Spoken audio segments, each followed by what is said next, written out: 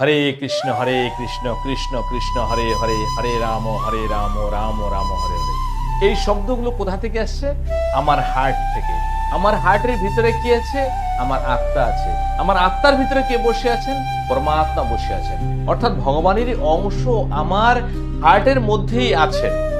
তাহলে আমি যা কিছু এই শ্বাস প্রশ্বাসের মাধ্যমে নিচ্ছি এবং ওই সময় কোনো না কোনো একটা ভাবনা ভাবছি, সেই প্রাণবায়ুর সাথে অর্থাৎ শ্বাসবায়ুর সাথে সাথে আমার ভাবনাও সেইখানে গিয়েছে, অর্থাৎ হার্টের মধ্যে গিয়েছে, হার্টের মধ্যে আত্মার মধ্যে গিয়েছে এবং পরমাত্মার মধ্যে গিয়েছে। পরমাত্মাকে টাচ করে আবার এই শব্দ বাইরে বেরিয়ে আসে বা ভাবনা বাইরে বেরিয়ে আসছে, আমি ওইভাবে চলাফেরা করছি, আমি ওইভাবে দেখছি। অর্থাৎ বলতে গেলে মানুষ মুখ দিয়ে যা কিছু বলুক না কেন, মানুষ মনে মনে যা কিছু ভাবুক না কেন, কিংবা মনের মধ্যে শুধু রেখে দেখ নাই বলুক,